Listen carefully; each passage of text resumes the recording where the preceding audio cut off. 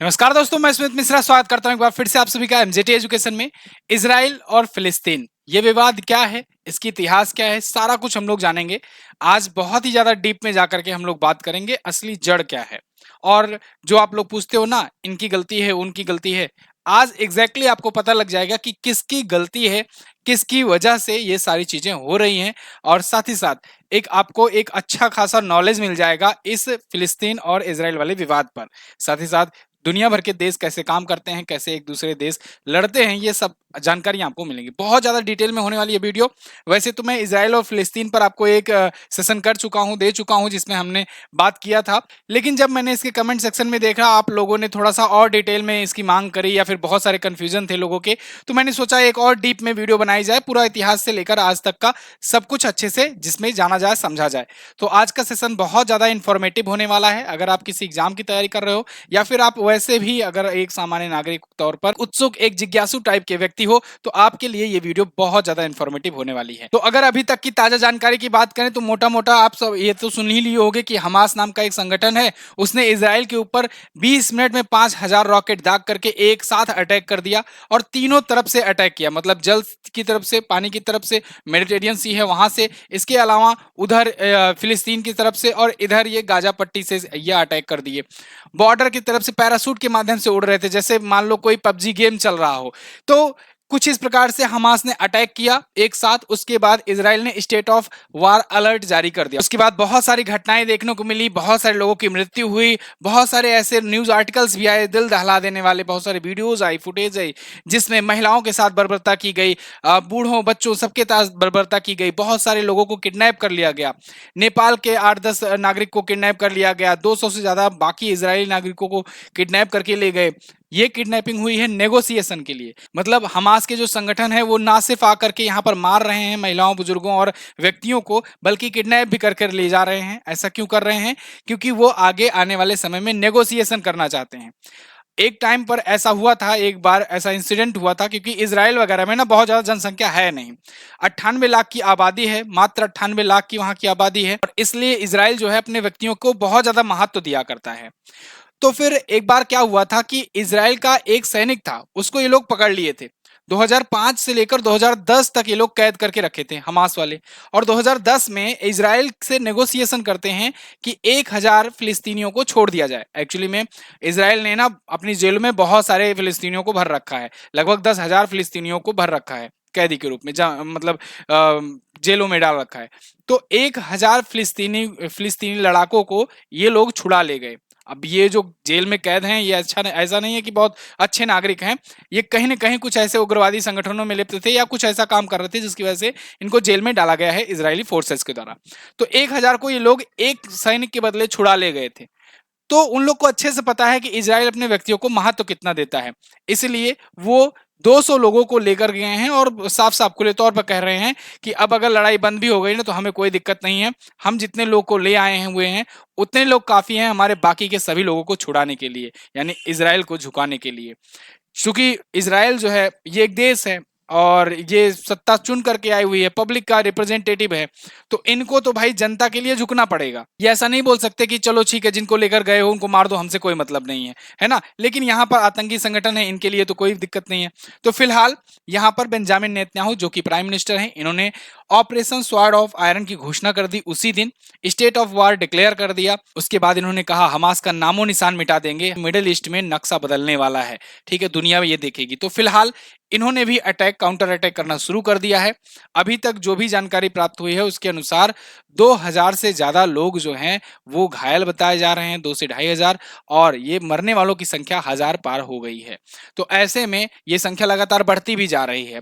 तो इसराइल के द्वारा भी अटैक किया जा रहा है, गाजा पट्टी पे भी, और उधर से भी अटैक हो रहे हैं। अच्छा, हमास के जो लड़ाके हैं वो इस प्रकार से अटैक किए, 3 तरफ से एक साथ अटैक किए, कि इसमें मोसाद का सबसे बड़ा फेलियर माना जा रहा है। मतलब इसराइल का जो इंटेलिजेंस है वो इतना इतना कैसे हो सकता है कि मतलब ये जो अटैक हुआ है ना, ये ऐसा नहीं है कि आज रात में प्लान किया और अटैक कर दिए। इन सब के लिए महीनों प्लानिंग हुई होगी। और इसमें हमास को पूरा पूरा बैकअप कर रहा है ईरान। और भी बहुत सारे देश हैं, लेबनान जैसे देश, हिजबुल्लाह नाम का जो आतंकी संगठन है वो भी सपोर्ट कर रहा है, लेबनान की तरफ से भी अटैक हो रहा है। ये लोग पूरा फुल प्रूफ प्लानिंग के साथ थे और मोसाद को पता तक नहीं चला। मोसाद दुनिया की सबसे खतरनाक इंटेलिजेंस एजेंसियों में से एक मानी जाती है, उसको पता भी नहीं चल पाया।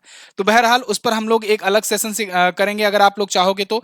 मोसाद के कारनामे उसमें हम लोग देखेंगे और कैसे इंटेलिजेंस फेलियर हुआ इस पर हम लोग चर्चा करेंगे। लेकिन आज की जो वीडियो होने वाली है वो होने वाली है बेसिकली इजराइल और फिलिस्तीन के विवाद की, इसके जड़ की, ये शुरुआत कहां से हुआ।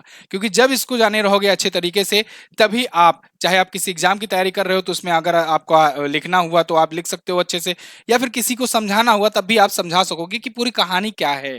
ठीक है, एक्चुअली में लोग बिना जानकारी के एक दूसरे से लड़ रहे हैं, कोई किसको सपोर्ट कर रहा है, कोई किसको सपोर्ट कर रहा है। तो आज की वीडियो में हम लोग सबसे पहले जानेंगे कि ये मतभेद की शुरुआत कहां से हुई, जियोनिस्टिक आंदोलन क्या था, इसके अलावा बेल्फोर डिक्लेरेशन क्या था। जियोनिस्टिक आंदोलन के बाद हम लोग 1967 का युद्ध देखेंगे, जिसे 6 डे वार भी कहा गया, बहुत ज्यादा प्रचलित रहा। उसके बाद ऑस्लो अकॉर्ड देखेंगे, संघर्ष का समाधान क्या हुआ हो सकता है, इस पर भी हम लोग डिस्कशन करेंगे कि अपने तरफ से कि क्या इसका समाधान दुनिया ने खोज निकाला है, लेकिन वो समाधान क्यों नहीं हो पा रहा है, इस पर भी हम लोग चर्चा करेंगे। तो एक एक करके स्टार्ट करते हैं। देखो इसकी शुरुआत कहां से होती है। इसकी शुरुआत होती है ऑटोमन अंपायर से। ऑटोमन अंपायर, आपने वर्ल्ड हिस्ट्री पढ़ी होगी तो जरूर सुना होगा नाम। एक्चुअली में यहाँ पर एक अंपायर हुआ करता था, ऑटोमन अंपायर, 14वीं शताब्दी के शुरुआत में, या कहें 1300 ईस्वी के समथिंग में शुरुआत में ये शुरू हुआ ऑटोमन अंपायर। उसके बाद धीरे धीरे बढ़ता बढ़ता ये 1639-40 तक कुछ इस प्रकार से ये फैल गया था। इसमें आप देखोगे ना तो इसमें ये आधा यूरोप आ रहा है कब्जे में, ठीक है। इसके अलावा इधर ये पूरा आपको ये इधर दिख रहा है, ये इजिप्ट है इधर, ठीक है ना, इजिप्ट है। उसके बाद ये दक्षिण सूडान, सूडान है। इधर पूरा आपको सऊदी अरब के इस साइड वाला ये एरिया दिख रहा है।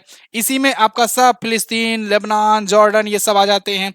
इधर तक ये पूरा फैला हुआ था। तो और यहाँ पर भी ये गया हुआ था। तो इतना ये ऑटोमन एम्पायर फैला था, काफी बड़ा साम्राज्य हो चुका था। लेकिन जब फर्स्ट वर्ल्ड वार आता है, फर्स्ट वर्ल्ड वार में धीरे धीरे ये कमजोर पड़ना शुरू हो जाता है, सिकुड़ना शुरू हो जाता है। फर्स्ट वर्ल्ड वार आते आते एंड होते होते तो ये 1923 तक केवल और केवल तुर्की के रूप में रह जाता है।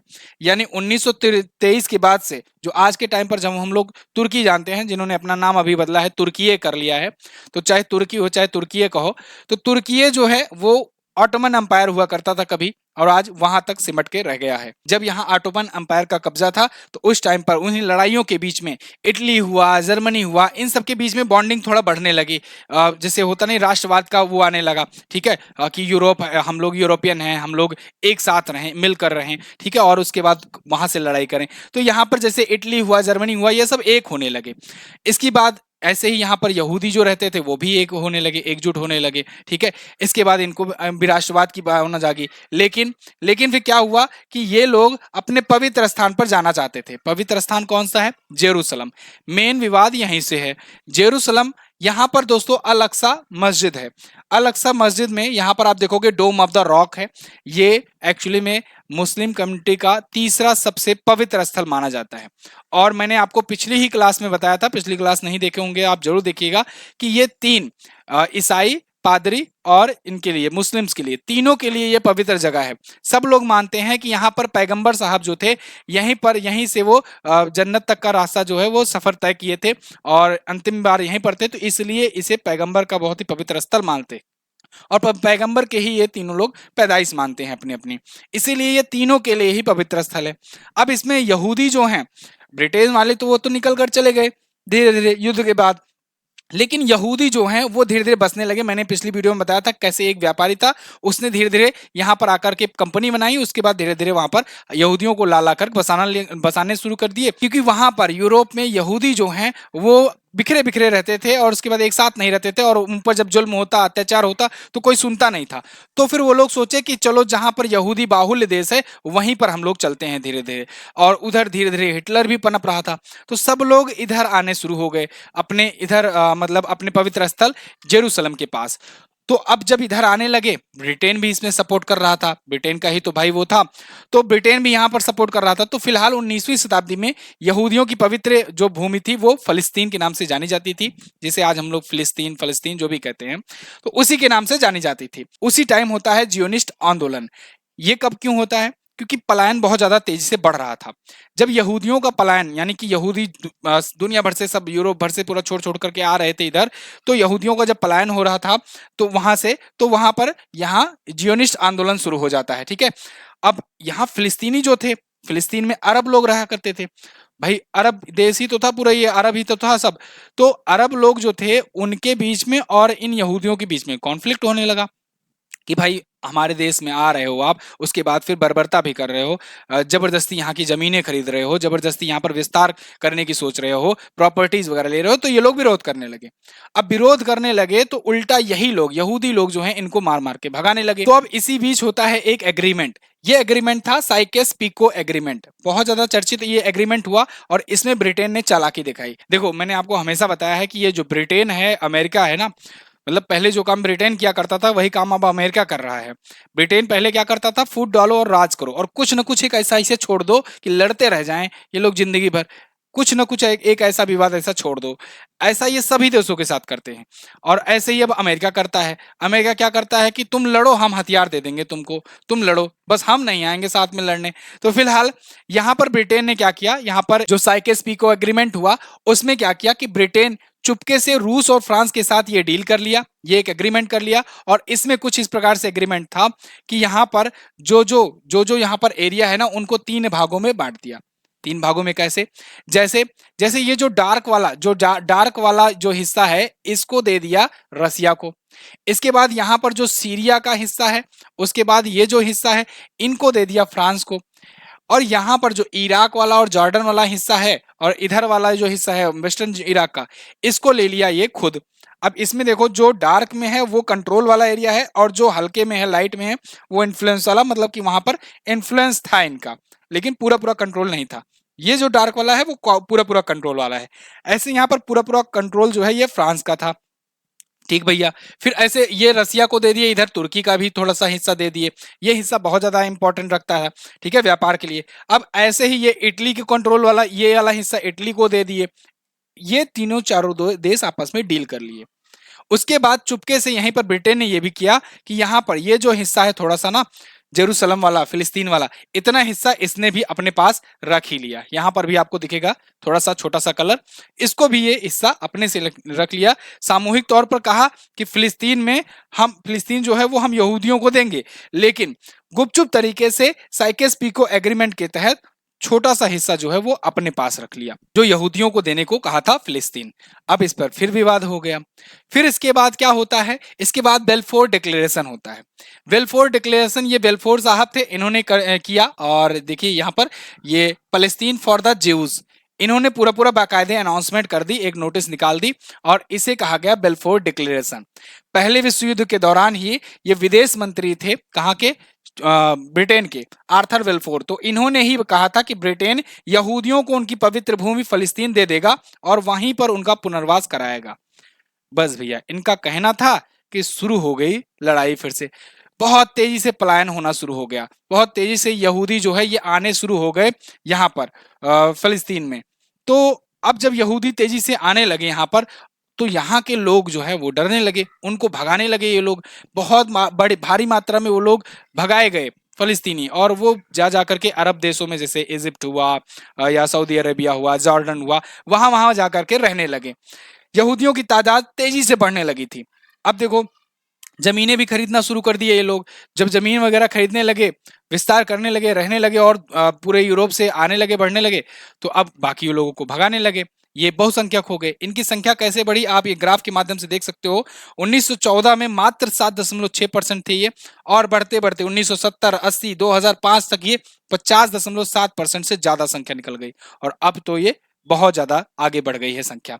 तो फिलहाल ये ऐसा किए, और कई बार ऐसा देखने को मिला कि वहां से फिलिस्तीनियों को बहुत बार भगाया गया। 1936 के आसपास जब ये सब चल रहा था इधर, और इधर अगर यूरोप में बात करें तो इधर हिटलर पनप चुका था।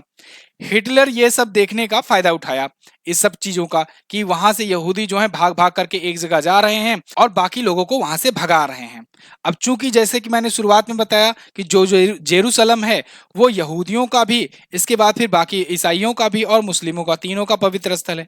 यही उसको मुद्दा मिल गया कि भाई देखो ये ज्यूज लोग जो है ना यही अत्याचार कर रहे हैं, इनको दुनिया से मिटा ही देना चाहिए, ये कहना था हिटलर का। तो ये ठान लिया और पूरी दुनिया से हिटलर उनको हटाना शुरू कर दिया। एक और कारण था कि जर्मनी पूरा कर्जे में डूबा हुआ था, जर्मनी की इकोनॉमी भी भ्रष्ट थी, वहां की जो सरकारें थी वो भी इधर उधर कर रही थी, तो इन्होंने भी मतलब जो भी इल्जाम है सब कुछ उठा करके थोप दिया कि बस इन्हीं यहूदियों की वजह से हो रहा है, इन्हीं ज्यूज की वजह से हो रहा है। तो इसके बाद दुनिया में भर से ढूंढ ढूंढ करके यहूदियों को मारा जाने लगा हिटलर और उनकी नाजी सेना के द्वारा। इसी कड़ी में पोलैंड के एक शासक की हत्या हो जाती है। उसके बाद शुरू हो जाता है वर्ल्ड वार सेकेंड, विश्व युद्ध दूसरा जब शुरू हो जाता है। तो इसमें हिटलर ने बिल्कुल नरसंहार कराया, जेनोसाइड करवाया, लाखों लाखों यहूदियों को, ज्यूस को गैस चेंबर्स में डाल दिया जाता था और वहीं पर गैस छोड़ करके उनकी हत्या कर दी जाती थी। जेनोसाइड मतलब आम हो गया था, जेनोसाइड बहुत भारी मात्रा में हो रहा था। ऐसे में यहूदियों को ये लगने लगा कि भैया अब हमारा फिलिस्तीन के सिवा और कोई जगह है ही नहीं। मतलब अब तक तो वो पवित्र मान करके जगह और वैसे भी धीरे धीरे पलायन कर रहे थे अपने हिसाब से, जो भी तरीके से कर रहे थे, अब वो और तेजी से गुपचुप गुपचुप तरीके से भगने लगे। बहुत सारे साइंटिस्ट, ऐसा माना भी जाता है कि मतलब चाहे अब कहो लक है या कहो ऊपर वाले की कृपा है, जो ज्यूज लोग थे ना काफी टैलेंटेड भी हुआ करते थे। तो वो लोग, बहुत सारे लोग भाग कर चले गए अमेरिका भी, जैसे जैसे आइंस्टीन हुआ, अल्बर्ट आइंस्टीन, ऐसे बहुत सारे साइंटिस्ट थे जो भाग कर गए अमेरिका, जिनको यहाँ पर बिल्कुल तवज्जो नहीं दी जा रही थी जर्मनी में, लेकिन वहां पर गए तो वहां पर इतने बड़े बड़े साइंटिस्ट हुए, इतने बड़े बड़े खोजे की उन्होंने। ऐसे जर्मनी में भी बहुत सारे उसकी सेना में और बहुत सारे लोगों में बड़े बड़े साइंटिस्ट जो थे वो ज्यूज थे। लेकिन जब जैसे जैसे पता चलता गया कि ये ज्यूज है, तो ये बिना देखे हुए कि साइंटिस्ट है तो क्या हुआ, ये ज्यूज है ना तो इसको मारो पहले। तो बहुत सारे साइंटिस्ट, बहुत सारे ऐसे मिलिट्री के जो थे उनको भी मार दिया गया और बिल्कुल खात्मा करने की तरीके से लग गए थे। ऐसे ही इस प्रकार से डिटेंशन सेंटर थे, जा करके उनको डाल करके लाखों लाखों की संख्या में लोगों को मार दिया जाता था। इसमें देखो चाहे बच्चे हों बूढ़े हों, सबको खत्म कर दिया जाता था। बाय द वे वो सब हम लोग वर्ल्ड वार वाली वीडियो में देखेंगे। आने वाले समय में वर्ल्ड वार 1 और वर्ल्ड वार 2 पे ही वीडियो आएगी, और अगर जब आ जाएगी तो लिंक मैं डिस्क्रिप्शन में दे दूंगा। अगर आप बाद में देख रहे हो वीडियो तो वो भी आप जरूर जाकर देखना। इसके बाद क्या होता है, वर्ल्ड वार 2 किसी तरीके से खत्म होता है, हिटलर अपनी आत्महत्या करता है और उसके बाद 1945 में समाप्त होता है। फिर उसके बाद 1948 में ना इजराइल की स्थापना की जाती है, क्योंकि अब आप देखोगे तो अब क्या हो गया था कि इजराइल यहाँ बहुसंख्यक हो गए थे और फिलिस्तीनी दो जगहों पर, दो हिस्सों में बट गए थे। अभी मैं मैप में आपको दिखाऊंगा। तो अब जब इजराइल की स्थापना हो जाती है तो स्थापना के टाइम पर भी विवाद होता है। भाई इसको पहले देश मानते ही नहीं थे, और आज भी बहुत सारे देश हैं जो इजराइल को अलग देश नहीं मानते हैं, फिलिस्तीन को ही देश मानते हैं। तो इसमें क्या हुआ कि अब ब्रिटेन के कंट्रोल से बाहर हो गई थी ये सारी चीजें, ब्रिटेन कंट्रोल नहीं कर पा रहा था और ब्रिटेन कमजोर भी हो गया था, दुनिया भर में उसकी भद्दे पिटी थी। यहाँ 1947 में भारत को छोड़कर जाना पड़ा था, ऐसे ऐसे दुनिया भर के तमाम देशों को छोड़ छोड़ कर गया। और उसके बाद यहाँ पर 1948 में यहाँ पर भी इसने हाथ खड़े कर दिए कि भैया अब हमसे ना हो पाएगा। तब ये मामला चला गया संयुक्त राष्ट्र संघ में, यानी यूनाइटेड नेशन ऑर्गेनाइजेशन में। आप जानते हो यूएनओ में गया तो मतलब अटका। यूएनओ ने क्या कहा कि ये यहाँ पर यहूदियों की संख्या ज्यादा है, इसलिए इसको फिलिस्तीन की जगह पर इजराइल देश की घोषणा कर देनी चाहिए और फिलिस्तीनियों को ये मान लेना चाहिए कि यहाँ पर एक देश एग्जिस्ट करता है जो कि है इजराइल। लेकिन फिलिस्तीनियों ने ये बिल्कुल माना नहीं। इसके बाद जो गाजा पट्टी और जो वेस्ट बैंक था उसको फिलिस्तीन इन्होंने करार दिया। साथ ही साथ जो जेरूसलम था, जिस पर सबका जो निगाह थी कि जेरूसलम ही हो जाए क्योंकि वहां पवित्र स्थल है, तो उसको इन्होंने इंटरनेशनल सिटी घोषित कर दिया कि उस पर अंतरराष्ट्रीय कंट्रोल रहेगा। ठीक है, उस पर ना आपका रहेगा कंट्रोल ना आपका रहेगा कंट्रोल। यहाँ पर जो दौर शुरू हुआ था 1917 से, जब जब यहाँ पर यहूदी बिल्कुल नहीं थे, इजरायली बिल्कुल नहीं थे, ना के बराबर, वो धीरे धीरे संख्या में बढ़ते बढ़ते 1948 तक ऐसे आ गए थे। विश्व युद्ध के बाद 1948 तक जब देश बना इजराइल, तब यहाँ पर ये जो जगह है, ये जगह है दोस्तों वेस्ट बैंक, और ये जो जगह है ये है गाजा पट्टी। इसकी भी कहानी रोचक है। अभी आगे बात करते हैं। 1967 में कुछ मामले फिर हुए, कुछ कॉन्फ्लिक्ट फिर हुई, यहाँ पर इजराइल ने ऑक्युपाई कर लिया, तो अरब इजरायली युद्ध होता है। अरब इजरायली जब युद्ध होता है 1948 से 49 तक, मतलब जैसे ही जब अलग हुआ देश बना, उसी टाइम पर तुरंत अरब के देश जो हैं वो अटैक कर देते हैं। कौन कौन से देश थे? इराक थे, जॉर्डन थे, इजिप्ट था, इजिप्ट यानी मिस्र था, सीरिया था, ये सभी देश अरब देश जो हैं वो अटैक कर देते हैं, अटैक कर देते हैं और इसको जड़ से मिटाने की कोशिश करते हैं। लेकिन इसराइल जो है अपना बचाव करने के चक्कर में इन चारों देशों को हरा देता है। दुनिया पूरी शॉक, इतना छोटा सा देश कैसे ये इतने देशों को हरा दिया, एक साथ हरा दिया, और एक ही दो बार नहीं हराया है, इन्होंने बार बार हराया हुआ है। तो फिलहाल यहाँ पर जॉर्डन के पास फिलिस्तीन का पूरा वेस्ट बैंक का नियंत्रण आ जाता है। इसके बाद गाजा कैपिटल का जो नियंत्रण है ये इजिप्ट के पास आ जाता है, गाजा पट्टी का जो नियंत्रण है, और थोड़ी बहुत जो जगह बची थी फिलिस्तीन की उस पर इजराइल कब्जा कर लेता है। तो ये सब चीजें चल रही थी, लेकिन 1967 का जब 6 डे वार होता है तो उस पर दोबारा से किसका कब्जा हो जाता है? इजराइल का, मतलब इजराइल वो ऑक्युपाई कर लेता है जमीन को। यहां पर देखोगे तो ये है वेस्ट बैंक, और ये है बीच वाला हिस्सा इजराइल, और इधर है गाजा स्ट्रिप। सिनाई पेनिसुला को आप ध्यान रखिएगा, अभी आगे इसका काम पड़ेगा। तो यहां पर क्या होता है कि इजराइल 50% हिस्सा कब्जा कर लेता है। फिर क्या होता है? फिर 1967 का आता है 6 डे वार। ये 6 दिनों तक युद्ध चला था, इसीलिए 6 डे वार के नाम से प्रसिद्ध है। इसमें क्या हुआ कि मिस्र, सीरिया और जॉर्डन दोबारा से अटैक करता है। 1967 में इजराइल पर फिर से अटैक करता है, और फिर इस हमले में फिर से इजराइल इन तीनों को पटखनी देता है। उस टाइम पर देखो, उस टाइम पर इजराइल जो है ये सीरिया से गोलन हाइट ले लेता है, इजिप्ट से गाजा स्ट्रिप का जो कब्जा है वो अपना कर लेता है, इसके अलावा सिनाई पेनिसुला ये भी ले लेता है, और जॉर्डन से वेस्ट बैंक भी छीन लेता है। कौन? इजराइल। इजराइल सबको, पूरी दुनिया को सख्ते में डाल दिया, और आज तक सब लोग यही लोहा मानते आ रहे थे कि इजराइल एक ऐसा देश है जिससे पूरे पूरे अरब देश जो हैं वो डरते हैं। मोसाद एक ऐसी एजेंसी है जिससे पूरी पूरी दुनिया खौफ खाती है। मोसाद एक ऐसी एजेंसी है जिसने ईरान में बैठे कितने बड़े बड़े साइंटिस्ट को आर्टिफिशियल इंटेलिजेंस की टेक्नोलॉजी से मार दिया, 5,000 किलोमीटर 3,000 किलोमीटर दूर बैठ करके रिमोट से गोली चला करके मार दी। इतने अच्छे अच्छे, इतने बड़े बड़े कारनामे बताए जाते हैं मोसाद के, लेकिन इस बार हो गया उल्टा। इस बार उसका इंटेलिजेंस फेलियर हुआ। कैसा फेलियर हुआ? देखिए, आपको अगर याद हो 2021 में ही ऐसे ही हमास ने अटैक किया था। एक्चुअली में ना, यहां पर इसके पास है एक आयरन डोम। आयरन डोम क्या है? आयरन डोम एक ऐसा इसका सुरक्षा कवच है जिस पर पूरा पूरा प्राउड करता है इजराइल। ये आयरन डोम जो है ना, ये बेसिकली एक डोम टाइप का इसका रेंज है, कि मतलब एक गुंबद टाइप का इसका रेंज है, कि इस रेंज के अंतर्गत कोई भी अगर मिसाइल अटैक करेगा ना, तो यहां से मिसाइलें निकलेंगी और हवा में ही इसे मार गिराएंगी, इसके इस रेंज में। और ये छोटी मिसाइलों के लिए है, क्योंकि इसे पता है कि जो हमास है वो छोटी मिसाइलों से ही दागेगा। भाई, जब बॉर्डर बिल्कुल सटा हुआ है तो बड़ी मिसाइल तो मारेंगे नहीं, छोटी ही मिसाइल मारेंगे। इसलिए जितनी भी छोटी मिसाइल है, छोटे रेंज की मिसाइल, सबको ये हवा में ही मार गिराता है आयरन डोम। लेकिन यहां पर दिक्कत इसके साथ ये हो गई, ईरान ने ईरान ने हमास को सपोर्ट किया, और हमास ने क्या किया कि 2021 में, अगर आपको याद हो, 2021 में 150 रॉकेट दागे थे। 150 रॉकेट दाग करके एक्चुअली में वो चेक कर रहा था कि इसकी कैपेबिलिटी क्या है, कैपेसिटी क्या है। तो उसमें उसने देखा कि 150 रॉकेट दाग रहे हैं, उसके बाद भी 10% हिस्सा जो है वो बच जा रहा है, 8-10% मिसाइलें गिर जा रही हैं इसराइल पर, बाकी तो यहाँ पर इसराइल ये मार गिरा रहा है, मतलब इसका आयरन डोम सिस्टम काम कर रहा है। ये आयरन डोम सिस्टम आर्टिफिशियल इंटेलिजेंस बेस्ड और पूरा टेक्नोलॉजी बेस्ड है। इसराइल ने अपनी पूरे पूरे बॉर्डर सिस्टम को ही टेक्नोलॉजी के भरोसे छोड़ दिया था। तो यहाँ पर यही हुआ कि इसने यहां पर डिफेंड तो किया, लेकिन 150 मिसाइलों को एक साथ जब दागा गया तो उसमें से कुछ मिसाइलें जाकर इसराइल पर गिरी। अब ये चीज ये लोग देख गए, समझ गए, गाजा का पट्टी वाले, हमास वाले, इन्होंने कहा ठीक भैया, ये तो रही हमारी टेस्टिंग, डेमो रही, अब हम लोग बटोरते हैं हथियार। इसने हिजबुल्ला से, इसने ईरान से, इसने और भी जो आतंकी संगठन है या जो और भी जो गुपचुप तरीके से सपोर्ट करते हैं, उनसे सपोर्ट इकट्ठा करना शुरू कर दिया। उनसे रॉकेट, लड़ाके, ट्रेनिंग, उनकी सब कुछ इकट्ठा करना शुरू कर दिया, और इकट्ठा करते करते आ गए 2023। 2023 आया, और वो पूरी तैयारी के साथ इस बार 150 नहीं, इस बार 5,000 रॉकेट एक साथ 20 मिनट के अंदर अंदर दाग दिए। इसका पूरा का पूरा आयरन डोम सिस्टम हो गया ध्वस्त, कोई फायदा नहीं। पूरा पूरा सब एक साथ हुआ, और तो और उन्होंने एक साथ तीन तरीके से, तीन तरफ से अटैक किए।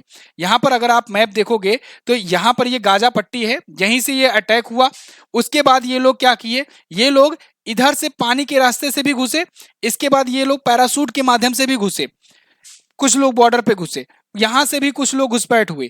इसके अलावा ऊपर इधर ये जो लेबनान है ना, यहाँ पर हिजबुल्ला रहता है, हिजबुल्ला से भी ये अटैक करवा दिए, हिजबुल्ला की तरफ से, मतलब उधर से भी अटैक, इधर सीरिया जॉर्डन, इधर ये लोग दुश्मन है ही।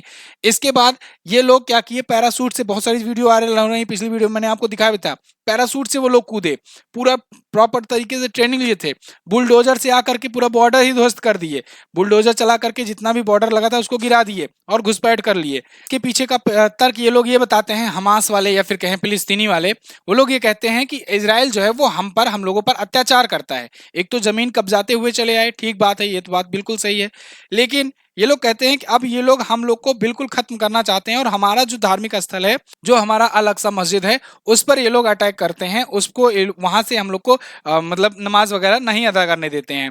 तो इसको लेकर के ये लोग पूरी दुनिया भर में आवाज उठाते हैं, जो इस्लामिक ऑर्गेनाइजेशन है वहां पर भी ये लोग बात उठाते हैं।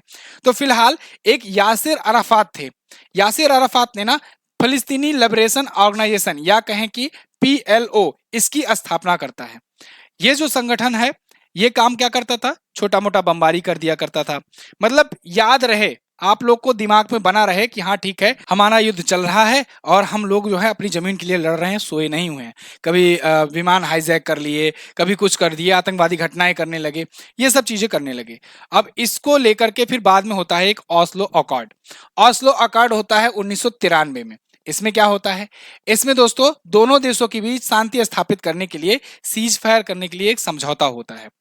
इजराइल को एक अंतर्राष्ट्रीय देश के रूप में स्वीकार करने की बातचीत चलती है। इसके बाद यह भी कहा जाता है कि PLO यानी कि फिलिस्तीनी लिबरेशन ऑर्गेनाइजेशन जो है, इसको फिलिस्तीनी लोगों का ये प्रतिनिधि मान लिया जाए। मैप आप बार बार देखते हो ना आजकल, ये 1993 के तहत ही हुआ था। ये वाला वेस्ट बैंक वाला हिस्सा फिलिस्तीन के तहत रहेगा, ये गाजा स्ट्रिप रहेगा फिलिस्तीन के कंट्रोल में, बीच वाला जो रहेगा ये इजराइल कंट्रोल में रहेगा। लेकिन इजराइल को अंतर्राष्ट्रीय देश के रूप में मान्यता देनी होगी, इजराइल को एक देश मानना होगा। ये चलो ये हुआ। इसके लिए जो ये समझौता कराए थे ना ये दो भाई साहब, इन दोनों को नोबेल भी दिया गया, नोबेल शांति पुरस्कार दिया गया 1994 में भी, क्योंकि इन्होंने ये यिट्ज स्टाक रॉबिन और फिलिस्तीन के यासिर अराफात, इन दोनों को ये दिया गया नोबेल शांति पुरस्कार कि क्योंकि इन्होंने बहुत बड़ा मामला, बहुत बड़ा मसला सुलझा दिया था भाई। लेकिन इसके बाद होता है कैंप डेविड समझौता।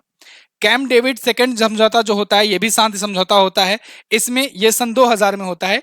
इसमें क्या होता है कि ये लोग फिर से एक मंच पर आते हैं और इसमें बातचीत बन नहीं पाती है, ये लोग कुछ फिर से नेगोशिएशन वगैरह कर रहे थे, बातचीत नहीं बनती है, बातचीत बिगड़ जाती है, और बातचीत ऐसी बिगड़ती है कि फिर से ये लोग शुरू कर देते हैं लड़ना।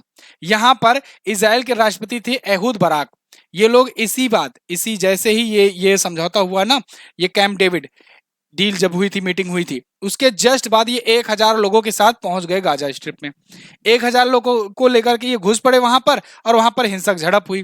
फिर क्या होता है कि ये 1000 लोग को लेकर गए थे जो सबके सब मारे जाते हैं, और उधर के भी 3200 लोग मारे जाते हैं, 3000 सवा 3000 उधर के, 1000 इनके, ये मारे जाते हैं। तो फिर से ये चलता रहा 2000 से 2005 तक, ये सब चलता रहा। 2005 मैंने आपको बताया था कि एक सैनिक था, उसको कब्जा कर लिया, मतलब कि किडनैप कर लिया था फिलिस्तीनियों ने, हमास ने, और फिर जब कब्जा कर लिया था फिर उसके बाद फिर उसको बाद में नेगोशिएट करके छोड़ा गया। 1000 सैनिकों को, 1000 लड़ाकों को बेसिकली उसने छुड़वाया हमास ने। हमास की अगर बात करें, कहते हैं ना कि जो जिसके लिए गड्ढा खोदता है वो खुद ही पहले उसमें गिर जाता है। ऐसे ही हुआ था तालिबान के साथ, और ऐसे ही अब इसके साथ हुआ। तालिबान भी स्थापित किया था अमेरिका ने, और बाद में अमेरिका को ही वो पूरा झेलना पड़ा। ऐसे यहाँ पर हमास जो है इसको स्थापित किया था इजराइल ने ही। छुटपुट घटनाएं करते रहो, वहां पर विरोधी के रूप में एक उभरते रहो, और गाजा स्ट्रिप में तो ये लोग करते थे। और फिर बाद में क्या हुआ कि ये लोग ताकतवर होते गए, और फिर ये लोग उल्टा उस साइड से हो गए और इजराइल के खिलाफ ही हो गए। इसमें ईरान और सीरिया वगैरह सपोर्ट करने लगे, और फिर समय समय पर अटैक करता रहा हमास, चाहे 2008 हो, 2012 हो, 2021 हो, समय समय पर अटैक करता रहा, और हजारों फिलिस्तीनी मारे गए, बहुत सारे सैकड़ों समझ लो इजरायली मारे गए। लेकिन दोबारा मेल मिलाप नहीं हो पाया, दोबारा ये शांति समझौता हो नहीं पाया, चलता आ रहा है। 2021 में भी मामला गड़बड़ हुआ था, जब मैंने अभी ये बताया आपको 150 रॉकेट एक साथ दाग दिए थे। लेकिन अभी क्या हुआ कि अभी बार तो इन्होंने हद ही पार कर दी, क्योंकि इस बार पूरी तैयारी से आए थे। और इस बार जितनी मौतें हुई हैं इसको देख करके और इनके जो प्राइम मिनिस्टर का बयान, नेतन्याहू का बयान सुन करके यही लगता है कि इस बार तो हमास का नामो निशान मिटा दिया जाएगा। अब देखना है इसमें क्या होता है आगे, जो भी कुछ होता है मैं आपको बताऊंगा जरूर। अब बात करते हैं फिलिस्तीन क्या चाहता है। फिलिस्तीन चाहता है दोस्तों कि 1967 से पहले जो बॉर्डर्स थे, जो सीमाएं थी, वही वाला हो जाए फिर से वेस्ट बैंक पर और गाजा पट्टी पर पूरी तरीके से उसको कब्जा मिल जाए और 1967 से पहले वाली सीमा के तहत वाला कब्जा उसे मिले। ठीक है। और साथ ही साथ जेरूसलम को इसकी राजधानी घोषित कर दिया जाए, जेरूसलम पर पूरा कब्जा हो जाए। लेकिन इजराइल क्या चाहता है? इजराइल चाहता है कि जेरूसलम, पहली बात तो ये चाहता है कि इसका हो जाए। दूसरी बात, इजराइल को एक देश के रूप में मान्यता मिले, देश के रूप में, और वो भी एक यहूदी राज्य, यहूदी स्टेट के रूप में इसे मान्यता मिले कि यहाँ पर पूरा केवल ज्यूज का ही राज होगा, ज्यूज ही रहेंगे। अब समाधान क्या है? देखो, समाधान बहुत सारे बड़े बड़े थिंक टैंक और यूएन ने भी, सभी लोगों ने कहा भी है, सजेशन भी दिया है कि भैया इसका 2 स्टेट सॉल्यूशन ही है। 2 स्टेट सॉल्यूशन का मतलब कि गाजा और वेस्ट बैंक ये दोनों चला जाए फिलिस्तीन के हिस्से में, मैक्सिमम पोर्शन में फिलिस्तीन का कब्जा हो और इजराइल जो हो एक स्वतंत्र राज्य के रूप में घोषित कर दिया जाए, इजराइल के लिए इसे छोड़ दिया जाए। लेकिन दोनों का मानना है नहीं, दोनों की सहमति है नहीं, इसीलिए युद्ध हो रहा है। अब देखते हैं आगे क्या होगा। फिलहाल हमारी एनालिसिस आपको कैसी लगी है आप लोग कमेंट करके जरूर बताइएगा। आप लोग के लिए एक सूचना है, अगर आप एमजेटी ऐप का ये जीएस सफलता बैच 2.0 ज्वाइन करना चाहते हो, इस बैच को ज्वाइन करिए। इस बैच में आपको हर एक सब्जेक्ट बहुत ही अच्छे से डीपली पढ़ाया जा रहा है, चाहे वो हिस्ट्री हो, चाहे वो ज्योग्राफी हो, इकोनॉमी हो, या फिर पॉलिटी हो, कंप्यूटर हो, या फिर साइंस हो, या करंट अफेयर या स्ट्रेटेजी हो, सारा कुछ इसमें आपको मिलेगा। आप किसी भी इंडिया के एग्जाम में तैयारी कर रहे हो, वन डे एग्जाम की, तो आप सबके लिए ये इंपॉर्टेंट पाओगे, चाहे सीजीएल लेवल का हो, चाहे आपका ग्रेजुएशन लेवल का कोई सा भी एग्जाम हो। इसके अलावा भी आपके नीचे के भी जो भी 10+2 लेवल हो, हाई स्कूल लेवल हो, सारा एग्जाम इस एक ही जीएस सफलता बैच से कवर हो जाएगा। इस बैच का लिंक डिस्क्रिप्शन में आपको मिल जाएगा, या फिर आप एमजेटी ऐप से भी जाकर ले सकते हो। एमजेटी ऐप का लिंक आपको डिस्क्रिप्शन में मिलेगा, गूगल प्ले स्टोर पर भी हमारा ऐप मिलेगा। यहाँ पर वीडियो कोर्स सेक्शन में जाकर के आपको लेना है, व्हाट्सएप करना है अगर आपको कोई भी इशू आता है तो। वैसे व्हाट्सएप का चैनल भी हमने बना दिया है, व्हाट्सएप चैनल को भी ज्वाइन कीजिए, लिंक डिस्क्रिप्शन में आपको मिल जाएगा, वहां से आप इसे ज्वाइन कर सकते हो।